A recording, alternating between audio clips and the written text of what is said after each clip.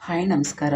ಕಿತಾಬಿ ಅಡುಗೆ ಮನೆಗೆ ನಿಮಗೆಲ್ಲರಿಗೂ ಸ್ವಾಗತ. ಇವತ್ತಿನ ರೆಸಿಪಿ ಬಂದುಬಿಟ್ಟು ಬೆಂಡೆಕಾಯಿ ಕರಿ ಯಾವ ರೀತಿ ಮಾಡೋದು ಅಂತ ಹೇಳಿ ತೋರಿಸ್ಕೊಂಡು ಫಸ್ಟೇ ನಾನು ಹಾಕಿದ್ದೀನಿ 2-3 ಥರ.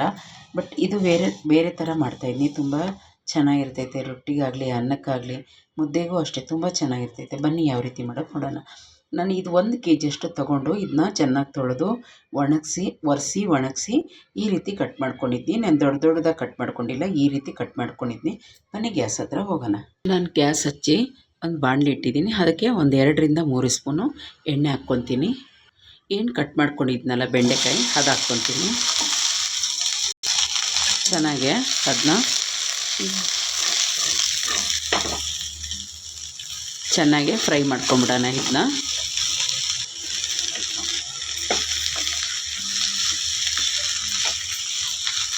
ದೊಡ್ಡ ಈರುಳ್ಳಿ 3 ತೊಗೊಂಡಿದ್ದೀನಿ. ಇದು ಸಣ್ಣಗೆ ಕಟ್ ಮಾಡ್ಕೊತೀನಿ. ನೋಡಿ ಈ ರೀತಿ ಸಣ್ಣ ಕಟ್ ಮಾಡ್ಕೊಂಡಿದ್ದೀನಿ. ದೊಡ್ಡ ಸೈಜು 4 ಟೊಮೆಟೊ ತೊಗೊಂಡಿದ್ದೀನಿ. ತೊಳೆದು ನಾನು ಇದು ಸಣ್ಣಗೆ ಇವಾಗ ಕಟ್ ಮಾಡ್ಕೊತೀನಿ. ಟೊಮೆಟೊ ಕಟ್ ಮಾಡ್ಕೊಂಡಿದ್ದೀನಿ. ಸ್ವಲ್ಪ ಕೊತ್ತಂಬರಿ ತೊಗೊಂಡಿದ್ದೀನಿ, ಅದನ್ನು ಕಟ್ ಮಾಡ್ಕೊಂಡ್ಬಿಡೋಣ. ನೋಡಿ ಚೆನ್ನಾಗಿ ಫ್ರೈ ಆಗಿದೆ, ಸಾಕು ಆಗಿರೋದು. ಸ್ಟೀಲ್ದು ಬಾಣಲಿ ಇಟ್ಟು ಅದಕ್ಕೆ ಒಂದು 4-5 ಸ್ಪೂನಷ್ಟು ಎಣ್ಣೆ ಹಾಕೋಣ.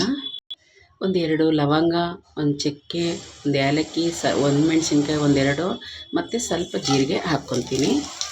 ಈರುಳ್ಳಿ ಹಾಕ್ಕೊತೀನಿ ಕಟ್ ಮಾಡಿ ಇಟ್ಟಿರೋದು. ಚೆನ್ನಾಗೆ ಕೆಂಪು ಕಲರ್ ಆಗೋ ಗಂಟ ಫ್ರೈ ಮಾಡ್ಕೊಳ್ಳೋಣ. ನೋಡಿ ಚೆನ್ನಾಗಿ ಫ್ರೈ ಆಗಿದೆ, ಸಾಕಿಷ್ಟ ಆದರೆ ಶುಂಠಿ ಬೆಳ್ಳುಳ್ಳಿ ಪೇಸ್ಟು ಒಂದು ಅರ್ಧ ಸ್ಪೂನಷ್ಟು ಹಾಕೋಣ. ಹಸಿ ವಾಸನೆ ಹೋಗೋ ಗಂಟ ಫ್ರೈ ಮಾಡ್ಕೊಳ್ಳೋಣ. ಈಗ ಹಸಿ ವಾಸನೆ ಹೋಗಿದೆ. ಈಗ ಟೊಮೆಟೊ ಕಟ್ ಮಾಡ್ಕೊಂಡಿದ್ವಲ್ಲ ಅದು ಹಾಕ್ಕೊಂಡ್ಬಿಡ್ತೀನಿ. ಅದು ಹಾಕ್ಕೊಂಡು ಚೆನ್ನಾಗಿ ಫ್ರೈ ಮಾಡ್ಕೊಳ್ಳೋಣ. ನೋಡಿ ಚೆನ್ನಾಗಿ ಮ್ಯಾಶ್ ಆಗಿದೆ ಟೊಮೆಟೊ. ಈಗ ಮಸಾಲೆ ಹಾಕ್ಕೊಂಬಿಡೋಣ. ಜೀರಿಗೆ ಪುಡಿ, ಗರಂ ಮಸಾಲ, ಧನಿಯಾ, ಅರಿಶಿನ, ಅಚ್ಚ ಖಾರದ ಪುಡಿ ಇಷ್ಟು ಹಾಕ್ಕೊತೀನಿ. ಸ್ವಲ್ಪ ರುಚಿಗೆ ಉಪ್ಪು ಹಾಕ್ಕೊತೀನಿ. ಮಿಕ್ಸ್ ಮಾಡ್ಕೊಳ್ಳೋಣ ಚೆನ್ನಾಗೆ. ಒಂದು 3 ಸ್ಪೂನಷ್ಟು ನೀರು ಹಾಕ್ತೀನಿ. ಮಸಾಲೆ ಚೆನ್ನಾಗಿ ಅದರೊಳಗಡೆ ಮಿಕ್ಸ್ ಆಗ್ತೈತೆ. ನೋಡಿ ಇವಾಗ ಮಸಾಲೆ ಎಷ್ಟು ಚೆನ್ನಾಗಿ ಮ್ಯಾಶ್ ಆಗಿದೆ ಮತ್ತು ಫುಲ್ ಬೆಂದೋಗಿದೆ. ಈಗ ಸ್ವಲ್ಪ ನೀರು ಹಾಕ್ಕೊಳ್ಳೋಣ. ನನಗೆ ಸ್ವಲ್ಪ ಗ್ರೇವಿ ಥರ ಬೇಕು, ಹಾಗಾಗಿ ನಾನು ಸ್ವಲ್ಪ ನೀರು ಹೆಚ್ಚಾಗ್ತಾಯಿದ್ದೀನಿ. ಇದನ್ನ ಚೆನ್ನಾಗಿ ಕುದಿಯೋಕ್ಕೆ ಇವಾಗ ಬಿಡೋಣ, ಸ್ವಲ್ಪ ಮುಚ್ಚಿಡೋಣ.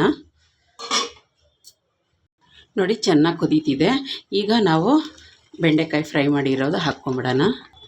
ಈಗ ಜಾಸ್ತಿ ತಿರುಗಿಸೋದು ಬೇಡ, ಹಾಗೆ ಕುದಿಲಿಕ್ಕೆ ಬಿಡೋಣ ಸ್ವಲ್ಪ ಹೊತ್ತು. ಈಗ ಒಂದು ಸತಿ ತಿರುಗಿಸಿ ಬಿಡೋಣ. ಈಗ ಮೀಡಿಯಮ್ ಉರಿ ಒಳಗೆ ಒಂದು 10 ನಿಮಿಷ ಉರಿಸೋಣ. ಸ್ವಲ್ಪ ಕೊತ್ತಂಬರಿ ಸೊಪ್ಪು ಹಾಕ್ಕೊಳ್ಳೋಣ ಮೇಲೆ. ಚೆನ್ನಾಗಿ ಮಿಕ್ಸ್ ಮಾಡ್ಕೊಳ್ಳೋಣ. ಈಗ ಸರ್ವ್ ಮಾಡ್ಕೊಳ್ಳೋಣ. ನೋಡಿದ್ರಲ್ಲ ಯಾವ ರೀತಿ ಮಾಡೋದು ಅಂತ. ನಿಜವಾಗಿ ಹೇಳ್ತಾಯಿದ್ದೀನಿ, ರೋಟಿ ಇದ್ದರೆ ಈಗಲೇ ತಿನ್ನಬೇಕು ಹಂಗೆ ಅನ್ನಿಸ್ತೈತೆ. ನಾವು ಲೇಟ್ ಮಾಡ್ಕೊಂಡು ತಿನ್ನೋದು ತುಂಬ ಚೆನ್ನಾಗಿರ್ತೈತೆ. ಇದು ರೋಟಿಗಾಗಲಿ ಅನ್ನಕ್ಕಾಗಲಿ ಮುದ್ದೆಗೂ ಅಷ್ಟೇ ಸೂಪರಾಗಿರ್ತೈತೆ. ನಿಮ್ಗೆ ಇಷ್ಟ ಆದರೆ ಪ್ಲೀಸ್ ಒಂದು ಲೈಕ್ ಕೊಡಿ, ಸಬ್ಸ್ಕ್ರೈಬ್ ಆಗಿ, ಪಕ್ಕದೊಳಗಿರೋ ಬೆಲ್ ಬಟನ್ನ ಕ್ಲಿಕ್ ಮಾಡಿ. ಫಸ್ಟ್ ಟೈಮ್ ನಾನು ವೀಡಿಯೋ ನೋಡ್ತಿದ್ದರೆ ಪ್ಲೀಸ್ ಸಬ್ಸ್ಕ್ರೈಬ್ ಆಗಿ. ಥ್ಯಾಂಕ್ ಯು ನನ್ನ ವೀಡಿಯೋ ನೋಡೋದಕ್ಕಾಗಿ. ಬಾಯ್.